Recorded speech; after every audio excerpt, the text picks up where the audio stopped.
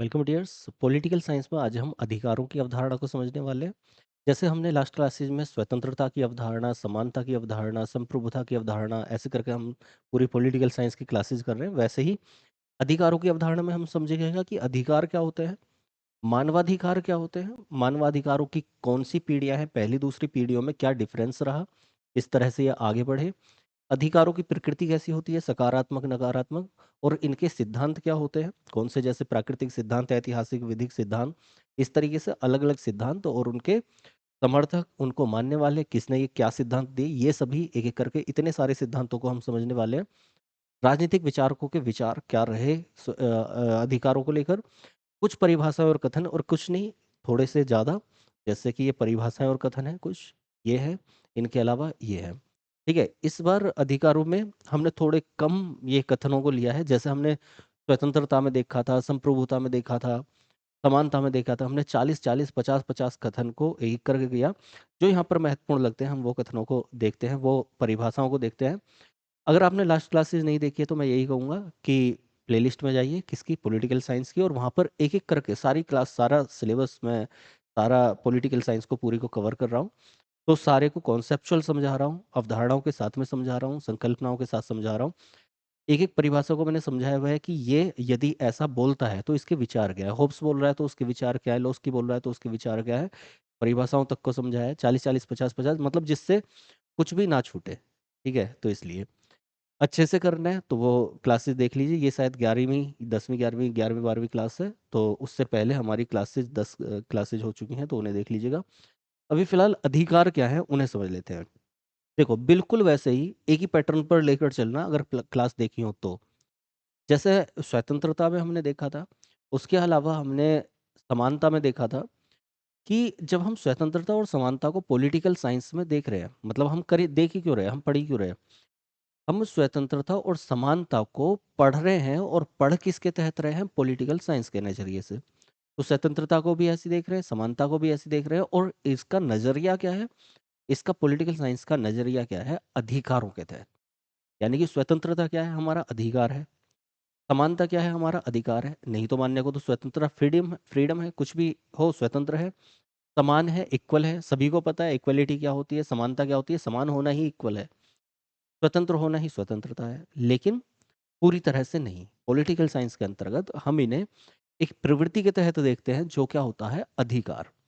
इसका मतलब जब हम बोलते हैं स्वतंत्रता का अधिकार, समानता का अधिकार, तो हम एक हक की बात करते हैं, एक दावा करते हैं कि स्वतंत्रता हमें किस तरह चाहिए, हमें समानता कैसे चाहिए, हमें छुआछूत नहीं होना चाहिए, लिंग के आधार पर, जाति के आधार पर, धर्म के आधार पर, जन्म स्थान के आधार पर हमें भेदभाव नहीं होना चाहिए। हमें नकारात्मक, सकारात्मक स्वतंत्रता, यानी कि प्रतिबंधों का अभाव हो, किसी तरह की प्रतिबंध नहीं चाहिए, नकारात्मक हो गया। क्यों हुआ, क्यों हमने इसको नकारात्मक समझा, मैंने वहां पर समझाया था कि क्योंकि प्रतिबंधों का अभाव है, कमी है, नहीं होने चाहिए, इसलिए नकारात्मक है। और जब प्रतिबंधों का अभाव रहेगा, प्रतिबंध होंगे ही नहीं, तो सारी व्यवस्था चरमरा जाएगी, राज्य में उथल पुथल आ जाएगी, अराजकता फैल जाएगी। आप सोचो कि रोड पे आपको यातायात के नियमों का पालन करना है, प्रतिबंध लगे हुए हैं, आवश्यक प्रतिबंध, लेकिन वो नहीं है तो कोई भी कैसे भी निकल रहा है, इधर उधर एक्सीडेंट को बोलने की स्वतंत्रता है। लेकिन उस पर कोई प्रतिबंध नहीं है, तो आप कुछ भी बोलोगे, गाली दे दे के बोलोगे किसी को भी। ठीक है, राष्ट्र का सम्मान नहीं करोगे, संविधान का सम्मान नहीं करोगे, कुछ भी अपशब्द बोलोगे उन्हें। तो उससे क्या है, वहां पर प्रतिबंध होने आवश्यक है, तो वो क्या है, क्या, सकारात्मक स्वतंत्रता। लेकिन हमने ये जो भी स्वतंत्रता या समानता को देखा, तो वो किसके तहत देखा, कि स्वतंत्र होना मेरा अधिकार है। स्वतंत्र होना एक राज्य के नागरिकों का अधिकार है, भले ही प्रतिबंधों के साथ हो या फिर प्रतिबंधों के अभाव में हो। वैसे ही समान होना सभी का, राज्य का, के नागरिकों का अधिकार है। तो यहाँ पर जो अधिकार देख रहे हैं, अधिकार एक अपने आप में टर्म क्या ला रहा है, ये ला रहा है एक दावा, ये ला रहा है एक हक, कि मेरा ये हक है, इस चीज पर मेरा अधिकार है, मेरा हक है।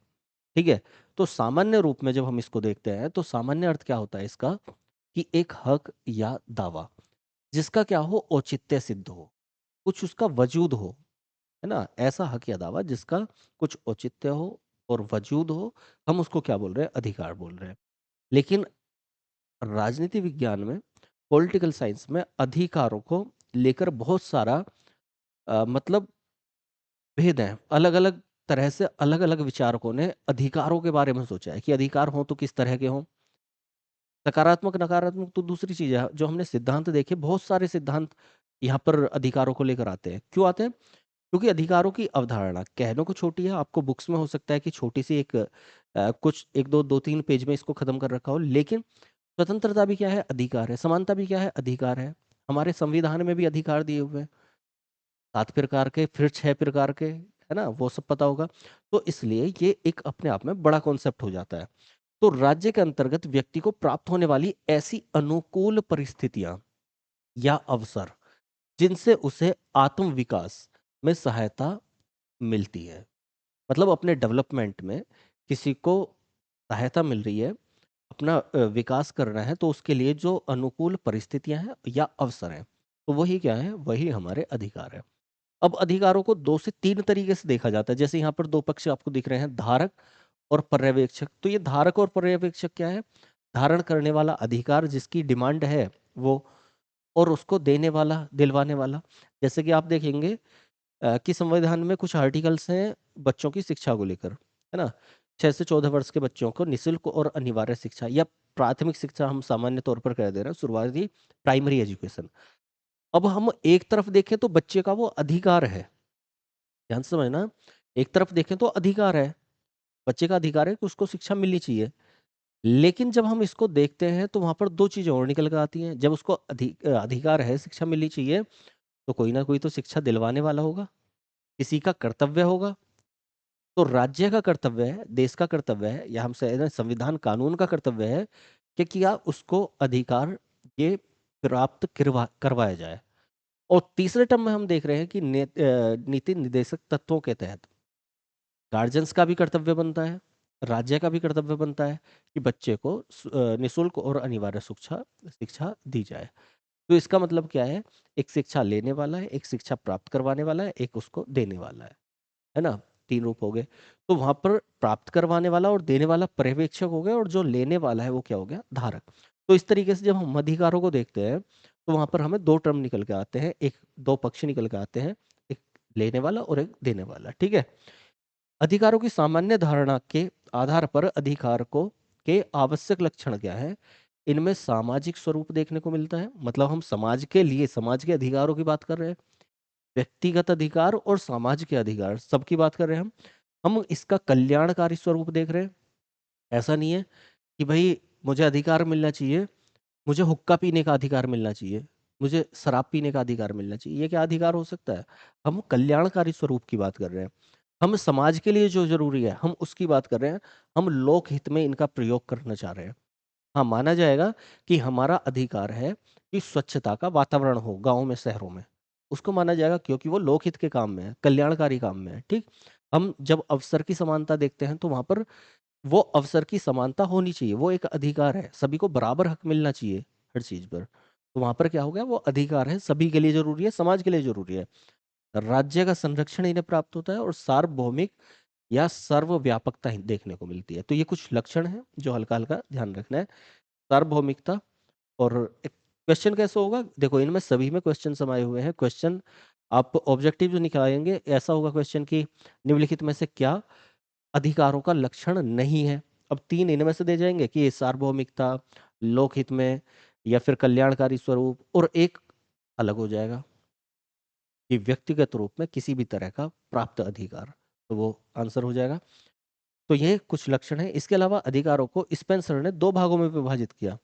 एक तो निजी अधिकार और एक सार्वजनिक अधिकार। जैसे हम यहाँ देखते हैं कि सभी जगह विद्यमान है, सर्वव्यापी है, सभी जगह व्याप्त है। लेकिन यहाँ स्पेंसर ने 2 भागों में विभक्त किया इसे, निजी अधिकार, व्यक्तिगत, और यहाँ पर सार्वजनिक, सभी के लिए। ठीक है? तो क्वेश्चन हमें हो जाता है कि किसने अधिकारों को 2 भागों में विभक्त किया है, निजी अधिकार और सार्वजनिक अधिकार? तो वो किसने किया हुआ है? स्पेंसर ने, ठीक है? इसको ध्यान रखेंगे। अब देखो, ये अधिकार, ये बेसिक चीज़ है जो सभी को पता है, तो इस पर इतना डिटेल में चर्चा नहीं करते, क्योंकि अधिकार क्या है वो सभी को पता है। संविधान में भी आप अधिकारों को पढ़ेंगे। अधिकारों से जो इसकी अवधारणा से रिलेटेड चीज़ें हैं, उन्हें एक-एक करके समझते हैं। जैसे ये मानवाधिकार। तो मानवाधिकार क्या होते हैं? सीधा-सीधा ह्यूमन राइट्स यानी कि ह्यूमन का जो राइट्स है, मानव के जो अधिकार है। अब क्या है ये? तो इसकी संकल्पना, अधिकारों की संकल्पना के बाद में आती है और 3 चरणों में आती है, उन्हें भी अभी हम देखेंगे। तो जब हमारा संयुक्त राष्ट्र संघ, पता ही होगा, जब कुछ ऐसी चीजें हैं जो लिखी हुई नहीं होती, लेकिन वो होनी चाहिए, है ना? अब लिखी नहीं होती लेकिन होनी चाहिए। अब आप कहोगे कि मतलब ऐसा कहा जाता है कि भई कुछ अधिकार लिखे हुए नहीं है, लेकिन वो समाज के कल्याण के लिए ज़रूरी है। जैसे कि गाँव में नल लगवाना, ये प्रधान या राज्य का कर्तव्य है कि भई उन्हें स्वच्छ जल उपलब्ध कराया जाए। अब ये पहले लिखा हुआ नहीं होता था, लेकिन ज़रूरत पड़ी, ये कहाँ लिखा है बताओ? क्यों उपलब्ध कराएँ आपको? तो वहाँ पर फिर उसको लिखा गया, और फिर वो जब लिखा गया तो वो कहा गया मानव का अधिकार है, स्वच्छ जल प्राप्त करना, स्वच्छ वायु प्राप्त करना। इसीलिए जब हम लेटेस्ट अभी के वर्तमान परिप्रेक्ष्य में देखेंगे तो यहाँ पर कुछ चीज़ें आ जाती हैं। जैसे कि आप देखेंगे मानवाधिकारों के तहत आता है शुद्ध वातावरण, ज़रूरी है इंसान के लिए, सभी इंसान के लिए ज़रूरी है। स्वच्छ जल ज़रूरी है, स्वच्छता ज़रूरी है, शिक्षा ज़रूरी है, बेरोज़गारी खत्म होनी चाहिए, ये ज़रूरी है। तो ऐसी बहुत सारी चीज़ें जो पहले नहीं हुआ करती थी लेकिन ज़रूरी थी, तो उनको लिखित रूप में जब दिया गया तो उनको बोला गया क्या? मानवाधिकार। तो ये संकल्पना कब आई? जब संयुक्त राष्ट्र संघ, जिसका पता होगा आपको कि उसको पहले क्या था, संयुक्त राष्ट्र जब प्रथम विश्व युद्ध हुआ तो उसके बाद एक संस्था बनी, लेकिन वो संस्था उतनी कामगार नहीं रही क्योंकि द्वितीय विश्व युद्ध हो गया। तो 1914 1919 पहला विश्व युद्ध जब देख रहे हैं हम, उसके बाद में फिर दूसरा विश्व युद्ध देख रहे हैं 43-44 का।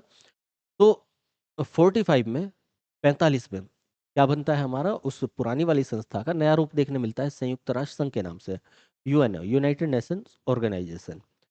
अब ये नेशंस का एक ऑर्गेनाइजेशन है, राष्ट्रों का एक संघ है, तो जो सभी के लिए जरूरी था पूरे विश्व में। लेकिन क्या है, राज्य अपना ही तो कानून बना सकता है भाई। आप ये सोचो मानवाधिकार क्या है और अधिकार क्या है, पहले हल्का सा डिफरेंट देखो ध्यान से। आपकी फैमिली है, घर घर का मुखिया है, वो अपने अधिकार, हमने जब राज्य को देखा तो वहां पर घर का उदाहरण लिया था, परिवार का उदाहरण, ठीक है? तो राज्य का मुखिया है, वो अपने कानून बना देगा कि भाई घर पे ऐसा होना चाहिए, घर पे ऐसा होना चाहिए, ये होना चाहिए, वो होना चाहिए। आप किसके कानून बना सकते हो? अपने घर के बना सकते हो, अपने पड़ोसी के घर के नहीं बना सकते, नहीं बना सकते ना। अब आप क्या कर रहे हो? आप तो अच्छे से कि भाई साफ सफाई होनी चाहिए, साफ पानी होना चाहिए, और स्वच्छ वायु होनी चाहिए, उसके लिए आप घर में पौधे लगा दें, सुबह को पूजा पाठ करें, अगरबत्ती जलाएं, जिससे क्या हो, थोड़ा सा वातावरण बन सके, अच्छा माहौल बन सके, अच्छी संस्कृति बन सके। अब आपका पड़ोसी क्या है? वो दारू पी के लुढ़का हुआ है। वो क्या है? वो अंगीठी पे आग जला के और चिकन सेक रहा है, उससे धुआं उड़ रहा है। अब वो आपको भी प्रभावित कर रहा है, तो उस पर तो कानून लागू नहीं हो सकता। जब उस पर कानून लागू नहीं हो सकता, लेकिन वो आपका मानव होने के नाते अधिकार है कि आपको ऐसा वातावरण नहीं चाहिए, आपको शुद्ध वायु, शुद्ध जल, ये सब चीज चाहिए। जो आपके पड़ोस से गंदगी आ जाती है वो आपको नहीं चाहिए। तो इसके तहत सभी राष्ट्रों का जब एक संघ बना, कौन सा? संयुक्त राष्ट्र संघ। तो 1945 के बाद में 1948 में धीरे धीरे करके क्या कुछ संस्थाएं बन रही थी इसी के अंतर्गत, जो अलग अलग काम कर रही थी। तो वहीं पे 1948 में इसने एक नई विचारधारा दी, क्या? Human rights.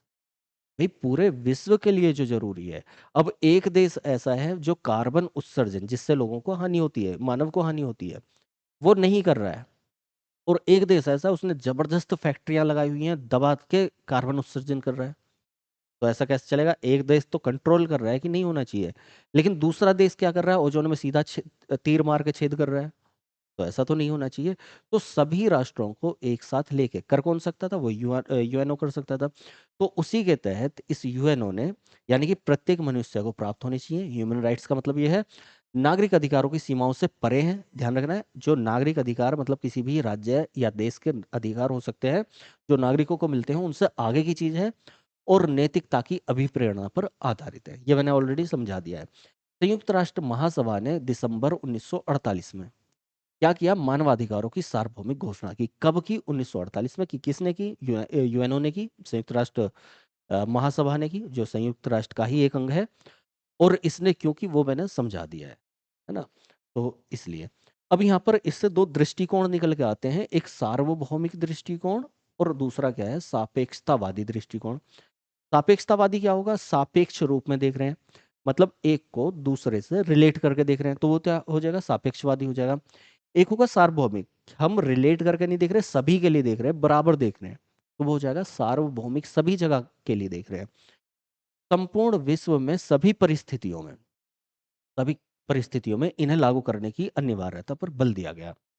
समर्थक कौन था, शुरुआती तौर पर यूएसए और पश्चिमी यूरोपीय देश थे, ठीक है। और यहाँ पर सापेक्षतावादी में क्या देख रहे हैं, अलग अलग जगह, यानी कि भौगोलिक व सामाजिक आर्थिक परिस्थितियों के आधार पर परिवर्तित होते रहते हैं। क्यों होते रहते हैं, तो देखो हर जगह की कंडीशन एक सी नहीं होती।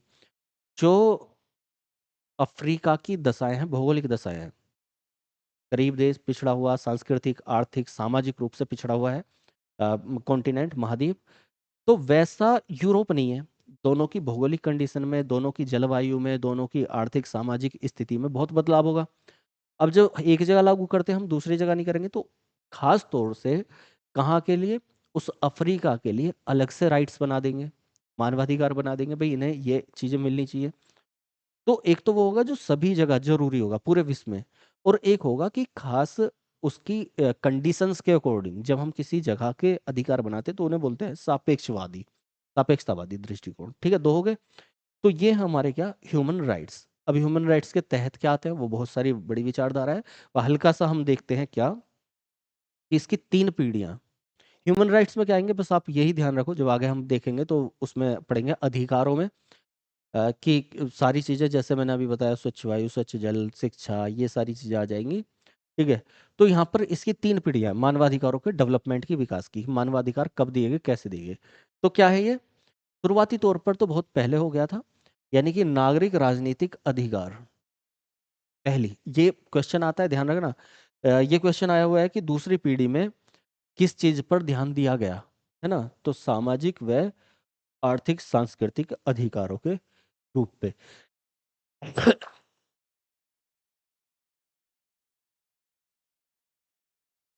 सॉरी। तो इस चीज को ध्यान रखना है, पहली पीढ़ी में क्या देखा गया, दूसरी पीढ़ी में किस चीज पर ध्यान दिया गया, ठीक है। तो पहली पीढ़ी में नागरिक और राजनीतिक अधिकार यहाँ पर दिए गए हैं, मतलब देखे गए हैं। दूसरी पीढ़ी में सामाजिक आर्थिक और सांस्कृतिक अधिकारों पर ध्यान दिया गया है। और तीसरी पीढ़ी में किस पर ध्यान दिया गया, नवीनतम प्रगतिशील अधिकार और पर्यावरण संबंधी अधिकार, सांस्कृतिक संरक्षण, इन पर ध्यान दिया गया। तीनों चीजों को ध्यान रखना है, क्वेश्चन आया हुआ है तो इसलिए।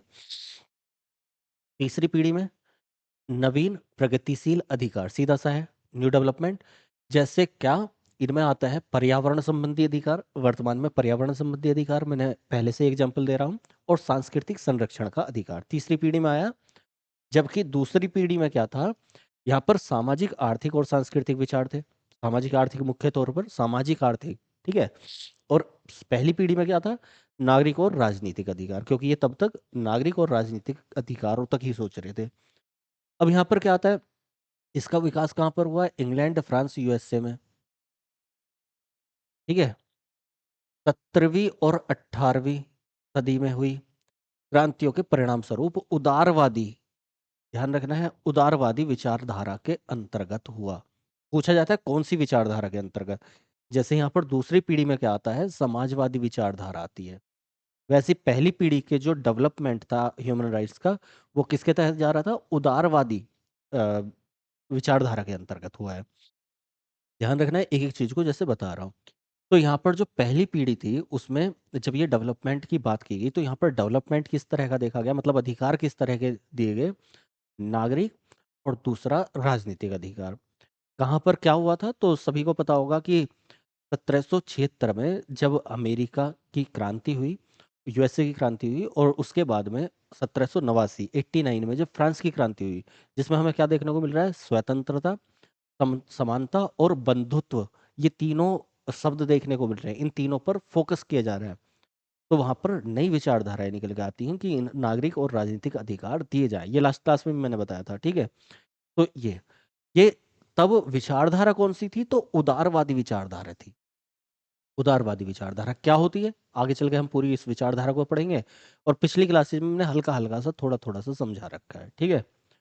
तो ये इस धारा के अंतर्गत मानवाधिकारों के केंद्र में क्या था? स्वतंत्रता, जहां व्यक्ति प्रमुख है, ठीक है। ध्यान से देखना इस चीज को कि केंद्र में क्या है? स्वतंत्रता। राज्य की सीमित भूमिका पर बल देते हुए समाज तथा राज्य को कम महत्व दिया गया।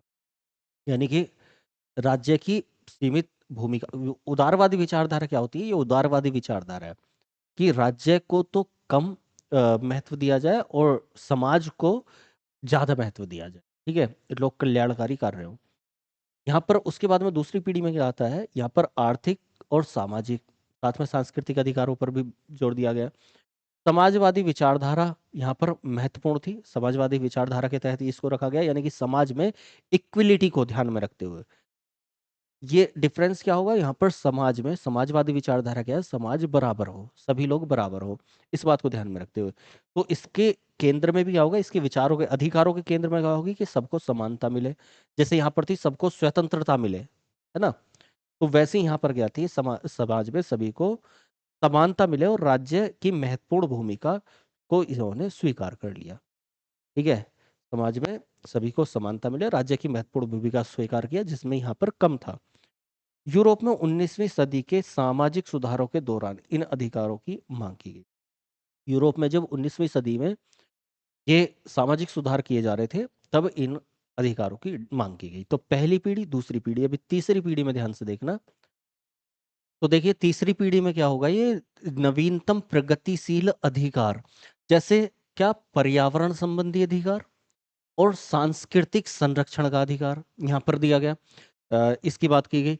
जैसे आपने देखा कि पहली वाली पीढ़ी में क्या था? कि राजनीतिक और नागरिक अधिकारों की बात की गई। दूसरी पीढ़ी में क्या है? सामाजिक आर्थिक रूप से बात की गई। और तीसरी में कुछ मुद्दे बढ़ा दिए, और पर्यावरण, जो वर्तमान परिप्रेक्ष्य में हम देखते हैं, जिसकी थोड़ी देर पहले मैंने बात की थी, वो क्या है? पर्यावरण संबंधी और सांस्कृतिक संरक्षण का अधिकार। यहाँ पर एक चीज और आती है, गैर परंपरागत वर्गों। पहले ये देख लेते हैं, केंद्र में बंधुत्व और व्यक्तिगत के साथ साथ सामूहिक अधिकारों के महत्व को भी स्वीकार किया गया इसमें, ठीक है। और सबसे बड़ी बात, कुछ गैर परंपरागत वर्गों, गैर परंपरागत जो परंपरागत नहीं है, ठीक है, उन वर्गों के मानवाधिकारों की स्वीकृति मिली, जैसे समलैंगिकों के अधिकार और ट्रांसजेंडर समुदाय के अधिकार। ये दोनों समुदाय को आप खास तौर से देखते होंगे, जैसे कि वर्तमान में क्या है? अभी समलैंगिक विवाह भी हो जाते हैं, हाँ, वो संबंध भी बन जाते हैं, लड़का लड़का, लड़की लड़की। ये जो चलन वर्तमान का है, या फिर आप देखते होंगे इंडिया में भी, भारत में ट्रांसजेंडर को तीसरे वर्ग के रूप में माना गया। मेल, फीमेल, तीसरा ट्रांसजेंडर। तो ये जो नई विचारधारा है, ये 19वीं सदी के बाद में हमें देखने को मिलती है, और यहाँ पर इन गैर परंपरागत वर्गों को भी मान्यता मिलती है और इनके अधिकारों की बात की जाती है। यहाँ पर विकास राज्य तथा विचारधाराओं से स्वतंत्र होकर नागरिक समाज की भूमिका थी, ठीक है। तो यहाँ पर सीधा सीधा क्या है कि आपको ये समलैंगिकों के अधिकार और ट्रांसजेंडर इंपॉर्टेंट है। ये अधिकारों की डिमांड, मतलब इनकी बात कब हुई? तो ये कब हो रही है? तीसरी पीढ़ी में। किसके? मानवाधिकारों की तीसरी पीढ़ी में। इसमें यह माना गया कि भाई सभी को हक मिलना चाहिए, किसी की मेंटेलिटी, किसी की सोच, किसी के शरीर कैसा ही भी है, वो प्रकृति की देन है। वो प्रकृति के अकॉर्डिंग जैसे भी चल रहा है, उसको वैसे हक उनकी मान्यताओं के अनुसार मिल जाने चाहिए, ठीक है। तो ये तीसरी पीढ़ी में पर्यावरण संबंधी, और ये पहली दूसरी पीढ़ी का मैंने दिखाई दिया आपको कि पहली पीढ़ी में ये हुआ उदारवादी, यहाँ पर समाजवादी, आर्थिक सांस्कृतिक, वहाँ राजनीतिक और नागरिक, ये सब विचारधारा यहाँ पर निकल के आती है, ठीक है। अब देखते हैं हम अधिकारों की प्रकृति की। अधिकारों की प्रकृति कैसी है? तो जैसे हमने स्वतंत्रता में और समानता में देखा था कि अधिकारों की प्रकृति हमें नकारात्मक सकारात्मक देखने मिल रही थी। मैंने पहले भी बता दिया, नकारात्मक का मतलब नहीं, अभाव के रूप में, और सकारात्मक का मतलब सही सही, ठीक है। तो यहाँ पर भी वैसे देखने को मिला, व्यक्ति की गतिविधियों में राज्य का कोई हस्तक्षेप नहीं। तो हस्तक्षेप नहीं है, तो ये क्या बन गया? नकारात्मक, नेगेटिव। दूसरे रूप में ये नकारात्मक कैसे बना? जब राज्य का हस्तक्षेप नहीं होगा और उसको किसी भी तरीके का अधिकार की आप डिमांड करेंगे। तो थोड़ी देर पहले मैंने उदाहरण बताया था कि हमें रोड पे बैठ के और वहां पर कुछ भी हमें सो जाना है खाट बिछाकर, तो ये पॉसिबल है? ये अधिकार नहीं होता।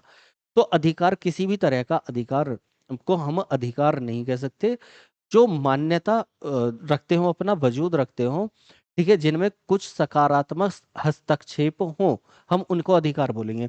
तो यहाँ पर जब हस्तक्षेप नहीं की बात की गई तो ये नकारात्मक अधिकार है।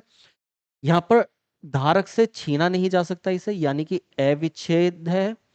इसके पूछे जाते हैं क्या कि नकारात्मक अधिकारों की प्रकृति निम्नलिखित में से कौन सी है या कौन सी नहीं है, या विशेषता कौन सी है कौन सी नहीं है, तो उस चीज को ध्यान रखना है। इसे छीना नहीं जा सकता, इसमें राजा का कोई हस्तक्षेप नहीं होगा, इसको बोलेंगे हम नकारात्मक अधिकार। ठीक है। इसमें पूंजीवादी जो राज्य है, पूंजीवादी राज्यों में नकारात्मक अधिकारों पर विशेष बल दिया गया। पूछा जाता है किस राज्य में, किन राज्यों में। अब देखो, जो पूंजीवादी राज्य है, जब हम सभी को बराबर हक दे देंगे, समान अधिकार दे देंगे, ज्यादा अधिकार दे देंगे, राजा का कोई हस्तक्षेप नहीं होगा, तो वहां पर फायदा किसे मिलेगा? पूंजीपति वर्ग को, है ना। मतलब ऐसा उदाहरण समझो कि आपको आपको कोई भी बिजनेस करने का अधिकार है, खुल के आप बिजनेस करो, किसी भी तरह से बिजनेस करो। आपको जुआ खेलने का अधिकार है, आपको कैसीनो में जाने का अधिकार है ना।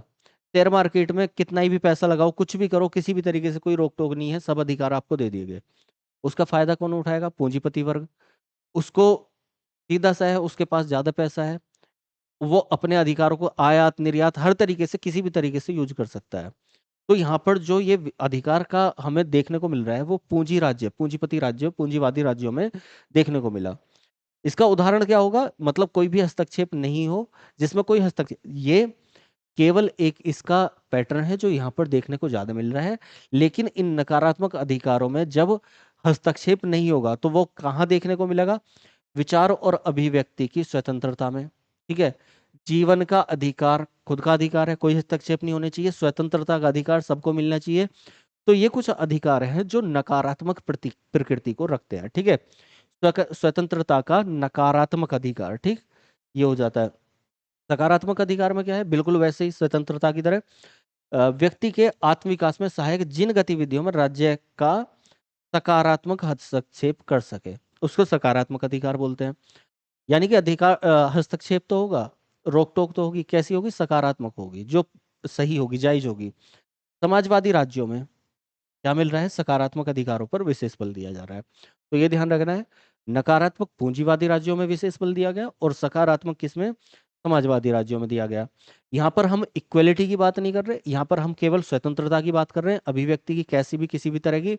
यहाँ पर हम इक्वलिटी की बात करेंगे, सभी के लिए बराबर हक होने चाहिए। अब ऐसे अधिकारों में जो आता है वो क्या आता है? स्वास्थ्य का अधिकार, सभी के लिए स्वास्थ्य जरूरी है तो सभी के लिए अस्पताल बनवाए जाएं, सभी के लिए सेवा धर्मी चिकित्सक हो। यहाँ पर शिक्षा का अधिकार, सभी को शिक्षा मिलनी चाहिए और सभी को रोजगार का अधिकार मिलना चाहिए। तो ध्यान रखना है, अगर आपको आ जाता है निम्नलिखित में से कौन सा अधिकार सकारात्मक अधिकार है, तो आप इस चीज को फोकस करेंगे क्या कि जहां पर इक्वलिटी की बात चल रही होगी, तो वो समानता की बात चल रही होगी, तो वो कैसा होगा? सकारात्मक। क्योंकि वहां पर क्या होगा? राज्य का थोड़ा सा हस्तक्षेप होगा। जब पूंजीवादी यानी कि जिनके पास पैसा है, अमीर लोगों पर थोड़ा सा उन पर बाउंडेशन होगी, तो वहां पर क्या होगा? इक्विलिटी की तरफ हम जाएंगे। तो यहाँ समाजवादी, यहाँ पूंजीवादी, यहाँ कैसे अधिकार? ये वाले समानता के, यहाँ स्वतंत्रता वाले अधिकार है। ठीक है, इनको ध्यान रखना है। तो ये बता दिया, यहाँ पर कोई भी हस्तक्षेप नहीं होगा, जबकि यहाँ पर कुछ सकारात्मक हस्तक्षेप होगा। अब आते हैं सिद्धांतों के अधिकारों के सिद्धांत। अधिकारों के सिद्धांत कौन से होते हैं? तो सबसे पहला सिद्धांत जो आता है वो कैसा आता है? प्राकृतिक सिद्धांत। हमने जब स्वतंत्रता देखी तो उसमें भी हमें यही देखने को मिला। प्राकृतिक रूप में इंसान स्वतंत्र था, ऐसा बोलने वाले लोग भी बोल रहा था, जॉन भी बोल रहा था, लेकिन अलग अलग तरीके से वो बोल रहे थे। तो ये क्या था? प्राकृतिक, इसी को बोलते हैं नैसर्गिक। हो सकता है अलग लिखा हो, आपकी किसी बुक से आप पढ़े अलग लिखा हो, लेकिन इसका अर्थ यही होता है जो मतलब स्वाभाविक रूप से हमें अधिकार मिल रहा है अपने आप, इनबॉर्न, जब हम पैदा हो रहे हैं वो मिल जा रहा है हमें अधिकार। तो उसको क्या बोलते हैं? हम प्राकृतिक अधिकार भी बोल सकते हैं, नैसर्गिक भी या स्वाभाविक भी। ठीक है। अब ऐसे अधिकार क्या होंगे? कुछ अधिकार राज्य की उत्पत्ति से पहले अर्थात प्राकृतिक दशा में विद्यमान थे। तो राज्य से पहले थे, प्राकृतिक रूप में थे, हमें पहले से ही वो मिलने वाले थे, इनबॉर्न। जब हमारा बर्थ हुआ तो हमें वो मिल जाते। तो ऐसे अधिकार, अधिकारों की प्रकृति, प्राकृतिक संकल्पना सीमित राज्य को स्वीकार करती है, ध्यान रखना है। एक एक पॉइंट में क्वेश्चन है, इस बात को आप ध्यान रखें विशेष तौर पर। तो क्योंकि अधिकार राज्य से पहले के थे, पहले से ही प्राकृतिक रूप में मिले हुए थे, तो राज्य का अस्तित्व थोड़ा कम हो जाएगा। राज्य की बाउंडेशंस थोड़ी सी कम हो जाएंगी। तो यहाँ पर क्या होगा, यहाँ पर सीमित राज्य की संकल्पना को स्वीकार करते हैं।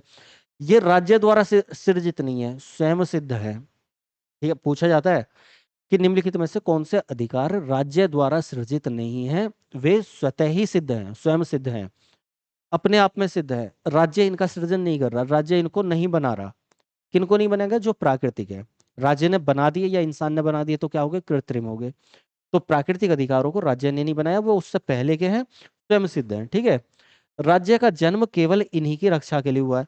अब कुछ जब हम परिभाषाएं देखेंगे, उन परिभाषाओं में देखेंगे कि कुछ राजनीतिक विचारक ये कहते हैं कि राज्य का जन्म किस लिए हुआ है। तो राज्य का जन्म अधिकार देने के लिए नहीं हुआ, अधिकार तो पहले के ही हैं। राज्य का जन्म हुआ है कि जो अधिकार पहले से प्राकृतिक रूप में इंसान को मिले हुए हैं, उनकी राज्य केवल रक्षा करे, है ना। तो ऐसा बोलने वाले हैं, तो ये क्या कहता है सिद्धांत कि राज्य का जन्म केवल इनकी रक्षा के लिए हुआ है, ना कि अधिकार देने के लिए। ध्यान रखें ये किस सिद्धांत में है। आगे है, राज्य का कर्तव्य है इन अधिकारों को मान्यता देकर विधिक रूप में स्थापित कर सकता है।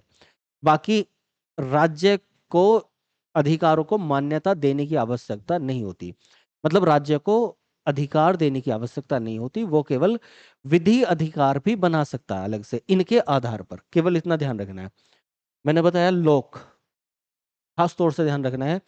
लोक कैसा विचारक है, इसकी परिभाषाएं जब आएंगी ध्यान रखना, जब अभी परिभाषा आएंगी तो कैसी आएंगी, प्राकृतिक सिद्धांत को लेके। लोक प्राकृतिक सिद्धांत का पक्षधर है। ठीक है, समझौतावादी सिद्धांत में भी हमने यही देखा था, राज्य की उत्पत्ति के सिद्धांत में, कि लोक क्या बोल रहा था, जॉन जॉन लॉक, होब्स और रूसो।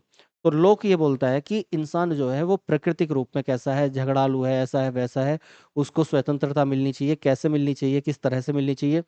तो उसने क्या करा कि अपनी सहूलियत के लिए पूरे समाज ने क्या करा, आपस में समझौते कर लिए, और उस समझौते के तहत राज्य का जन्म हुआ। ऐसा लोक बोलने वाला है। तो लोक ने यहाँ पर क्या बोला है, मतलब कैसे उसको मानता है, प्राकृतिक अवस्था में तीन अधिकार बहुत इंपॉर्टेंट है, पूछे जाते हैं, ध्यान रखना है। जीवन का अधिकार, स्वतंत्रता का अधिकार और संपत्ति का अधिकार, ये अधिकारों को लोक ने माना है। अब क्वेश्चन कैसे होगा, निम्नलिखित में से कौन सा अधिकार निम्नलिखित में से कौन सा अधिकार प्राकृतिक अधिकारों की श्रेणी में लोक ने रखा या नहीं रखा, है ना, या आता है या नहीं आता है।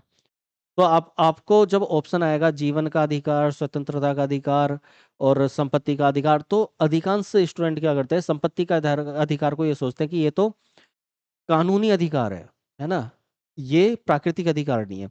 जबकि इसको क्या बोला है, लोक ने इसको प्राकृतिक अधिकार की श्रेणी में रखा है, ये बाद में कानूनी अधिकार बनता है। क्योंकि राज्य को क्या है, राज्य को इनकी रक्षा को तहत इसको विधिक रूप देने की छूट दी गई है। तो इसको ध्यान रखेंगे, जीवन का अधिकार, स्वतंत्रता का अधिकार, संपत्ति का अधिकार, तीन अधिकार लोक ने प्राकृतिक अधिकारों की श्रेणी में रखे हैं। लोक कैसा है, प्राकृतिक अधिकारों को मानने वाला है।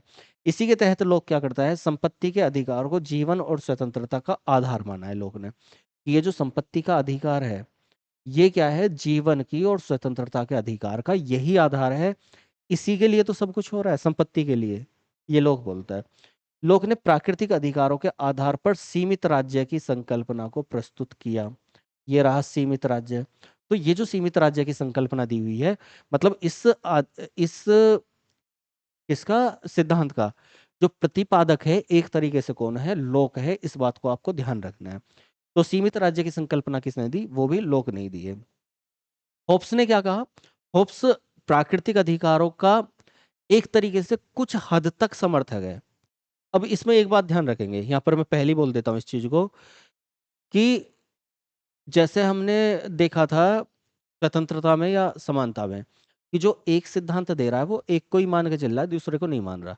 लेकिन जब हम अधिकारों की बात कर रहे हैं, तो एक एक विचारक दो दो तीन तीन सिद्धांतों को मानता है, इस बात को ध्यान रखेंगे। तो कुछ हद तक ये प्राकृतिक सिद्धांत का एक पक्षधर रखा, लेकिन होब्स पूरी तरीके से प्राकृतिक सिद्धांत पर निर्भर नहीं है, मतलब इसको नहीं दे रहा। तो होब्स क्या बोल रहा है, होब्स प्राकृतिक अवस्था में केवल स्वतंत्रता यानी कि जीवन के अधिकार को मानता है। इसको बात को ध्यान रखें, बाकी अधिकारों को होब्स नहीं मान रहा। ठीक है, किस अधिकार को मान रहा है? स्वतंत्रता या जीवन का अधिकार, जीवन की स्वतंत्रता के अधिकार को। स्पेंसर ने किस अधिकार को माना है? स्वाधीनता के अधिकार को प्राकृतिक अधिकार के रूप में माना है। तो तीन लोग बताए मैंने, लोक पूरी तरीके से प्राकृतिक सिद्धांतवादी है, वो किसको? जीवन का, स्वतंत्रता का, और तीसरा कौन सा? तीसरा संपत्ति का। इन अधिकारों को प्राकृतिक अधिकार मान रहा है। होब्स क्या है? होब्स कुछ हद तक मानता है कि हाँ चलो ठीक है, लेकिन केवल स्वतंत्रता का अधिकार ही प्राकृतिक अधिकार है।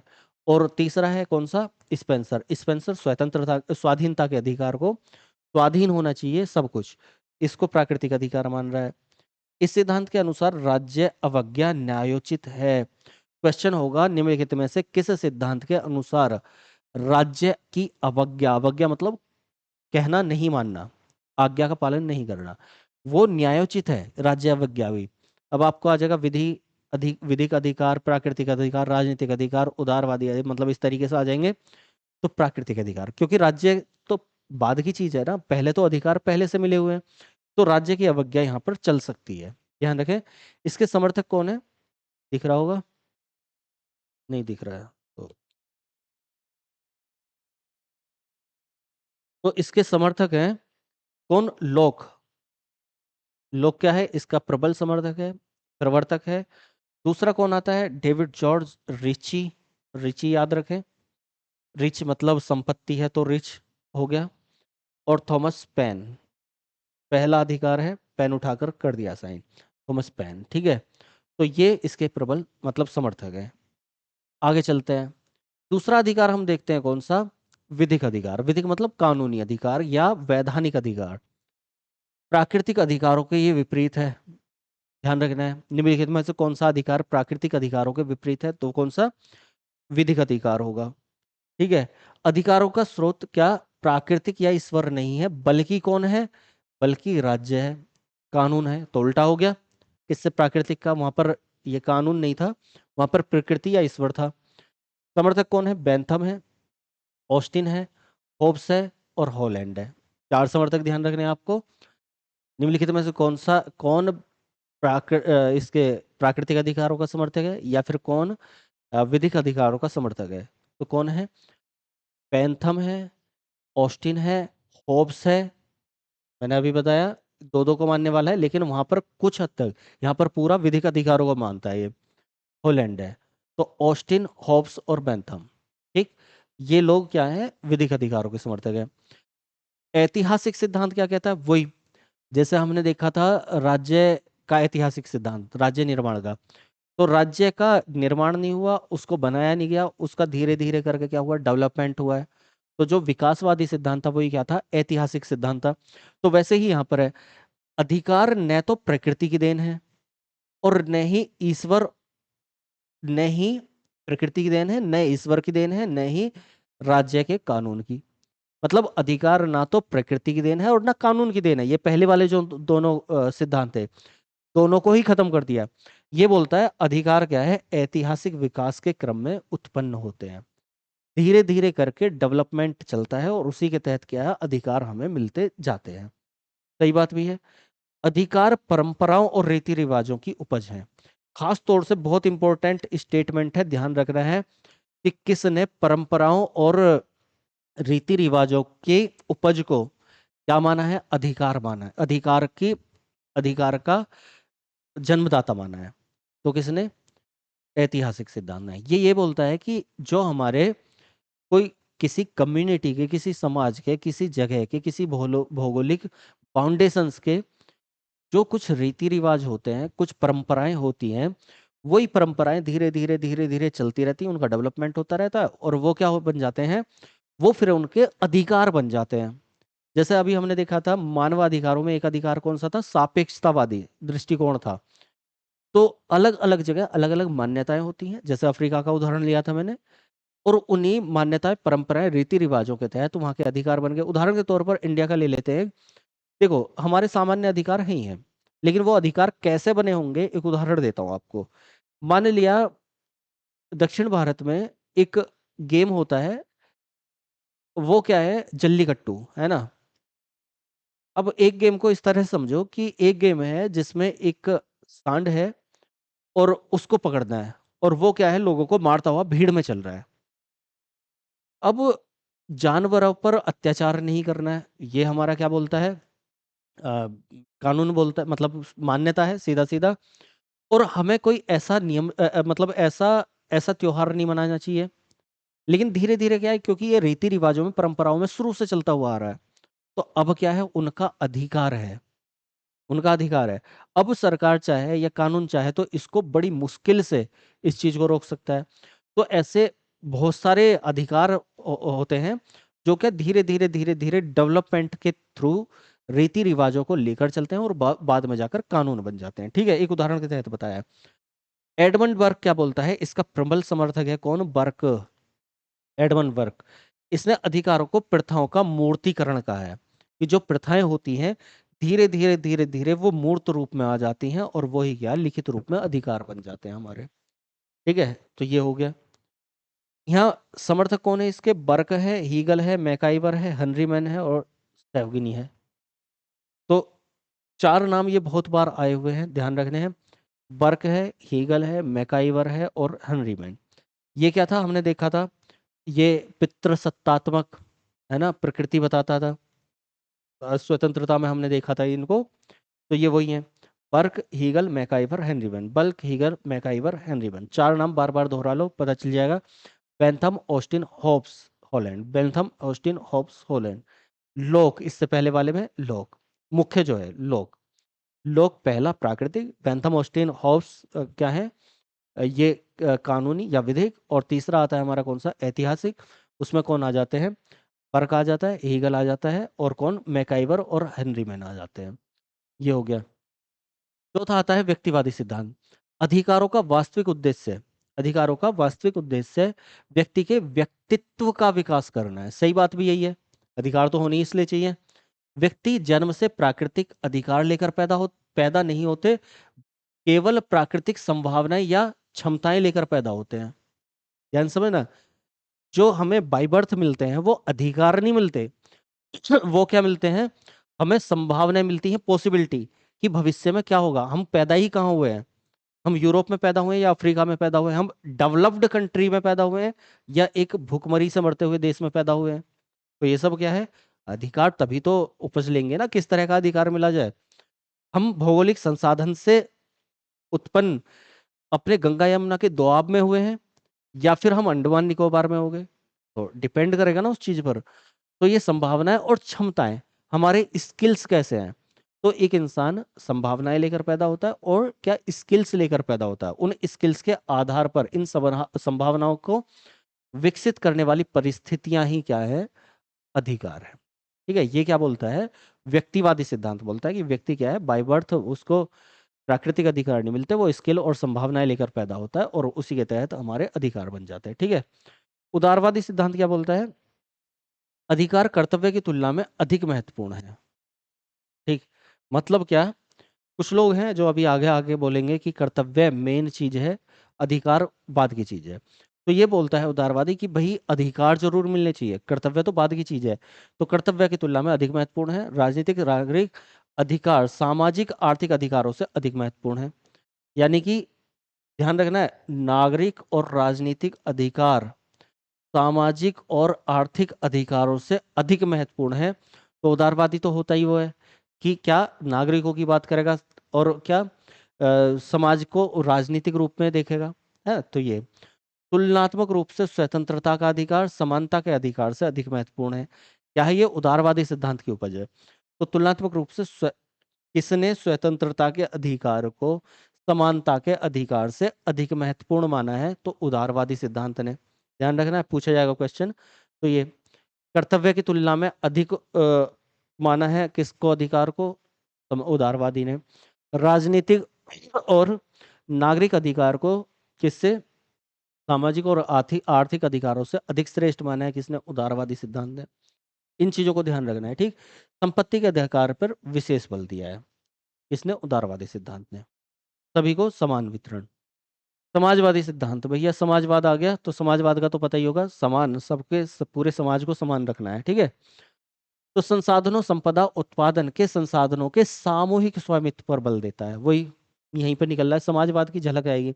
व्यक्तिगत अधिकार इस प्रकार सुनिश्चित किए जाने चाहिए कि वे समाज की समग्र प्रगति, आर्थिक असमानता के उन्मूलन असमानता के उन्मूलन में सहायक सिद्ध हो सके। समाजवाद क्या कहता है? समाज के लिए हो और समान अधिकारों की बात करेगा। बस दो चीजें फिक्स रखनी है, समाज, प्रत्येक व्यक्ति, और समान अधिकार।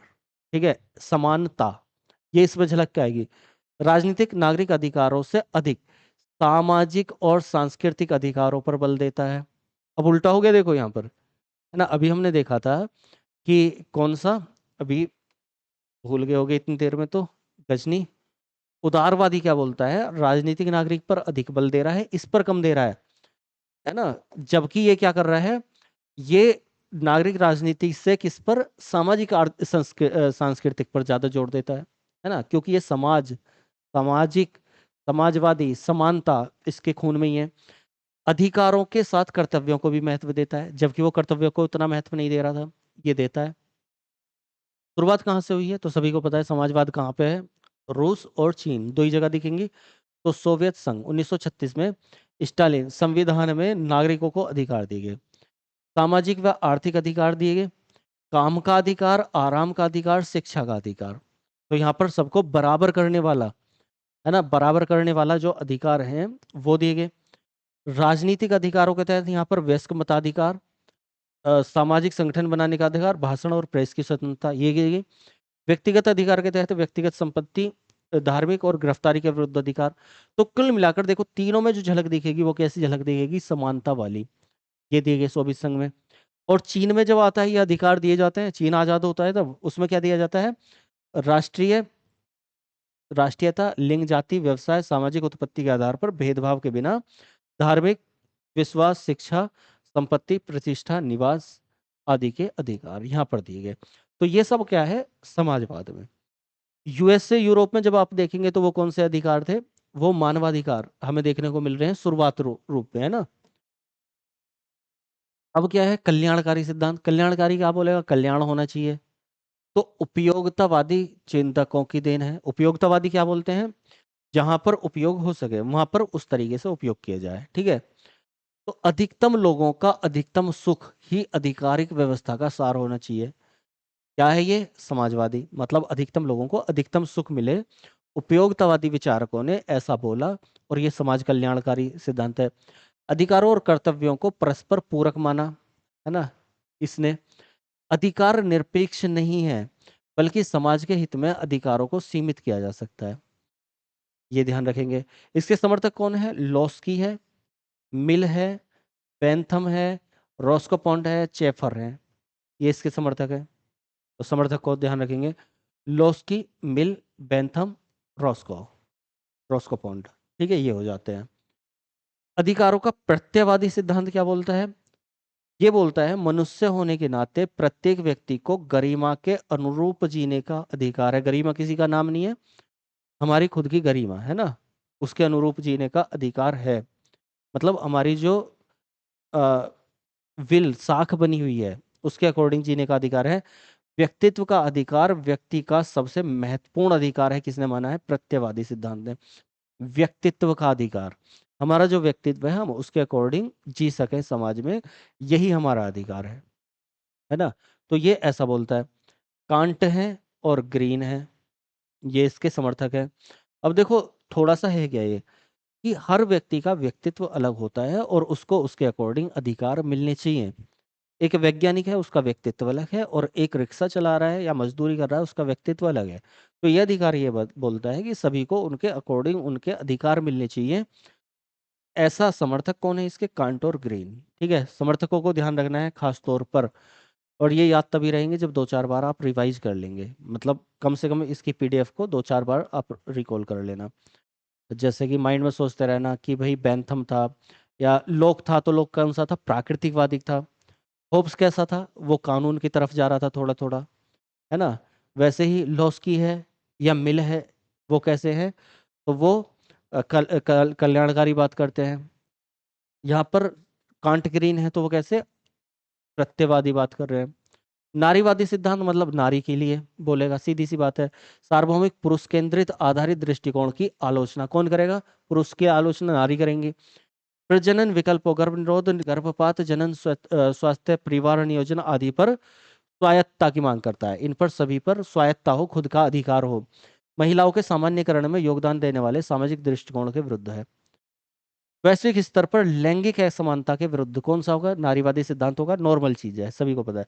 समुदायवादी सिद्धांत क्या है? निरंकुश व्यक्तित्व की तुलना में साझे हित पर जोर दे रहा है, मतलब पूरे समुदाय पर जोर दे रहा है, साझे हित पर। ध्यान रखना है, साझे हित पर जोर दे रहा है। ठीक है, तो ये हो जाते हैं हमारे क्या महत्वपूर्ण सिद्धांत। अब हम देखते हैं कुछ विचारक। हालांकि थोड़ा सा लंबी हो जाएगी क्लास, लेकिन यहीं पर खत्म कर लेना है, क्योंकि मैं चाहता हूं कि जो एक टॉपिक है वो पूरा पूरा ही कंप्लीट होकर हमारे माइंड में फिक्स रहे। ठीक है, जैसे हमने प्रभु संप्रभुता की अवधारणा देखी, तो उसकी अवधारणा, और क्योंकि वहां पर हमने 40-50 परिभाषाओं को लिया था, कथनों को लिया था, और एक को समझना था, माइंड में डालना था, तो वो हमने अलग कर लिया था, क्योंकि क्लास दोनों ही बहुत लंबी हो रही थी, 2-3 घंटे की क्लास हो जाती है। लेकिन यहाँ पर उतना नहीं है, थोड़ा जल्दी कवर कर लेंगे, बस थोड़ा सा कुछ विचारकों को देखना है। तो यहाँ पर क्या है, सबसे पहले लोस्की।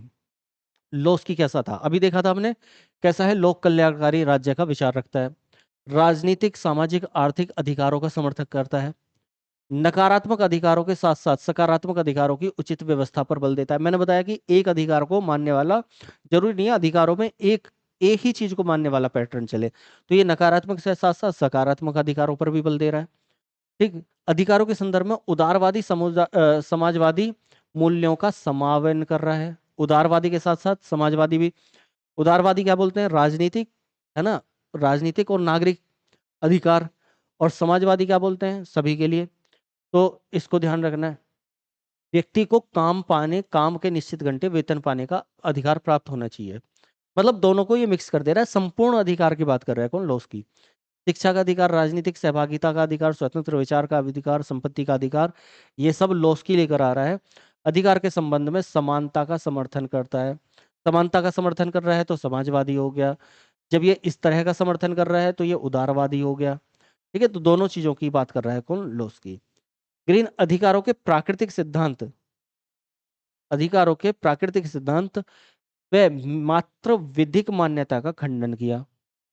केवल केवल विधिक मान्यता हो और प्राकृतिक सिद्धांत हो, इसका खंडन किया, इसको मना कर रहा है। यह अधिकारों में नैतिकता पर विशेष बल दे रहा है। इस बात को ध्यान रखना है कि समाज के नैतिक चेतना पर किसने बल दिया है? तो ग्रीन ने। ग्रीन कैसा है? अभी थोड़ी देर पहले किया था। ग्रीन कैसा है? ग्रीन कैसे विचारक है? मिल और ग्रीन दो लोग आए थे, ध्यान से देख लो। मिल और ग्रीन है समुदायवादी सिद्धांत, यानी कि नैतिकता, सॉरी कहाँ गया, इससे पीछे वाले में, अधिकारों का प्रत्यवर्ती। प्रत्यवर्ती यानी कि व्यक्तित्व, व्यक्ति का व्यक्तित्व और नैतिकता। मिल, कांट और ग्रीन। ठीक है, मिल कैसा आया था? समाज कल्याणकारी। लॉस्की कैसा था? समाज कल्याणकारी की बात करेगा, यानी कि सबको मिलाने की बात करेगा। उससे पहले था समाजवादी, चीन और रूस। उससे पहले था उदारवादी, उससे पहले था व्यक्तिवादी। ठीक है, विधिक कौन था? Bentham, Austin, Hobbes. ऐतिहासिक कौन था? Burke, Hegel, MacIver, Henry Maine. और ये कौन था? लॉक। तो इस तरीके से सबको ध्यान रखना है।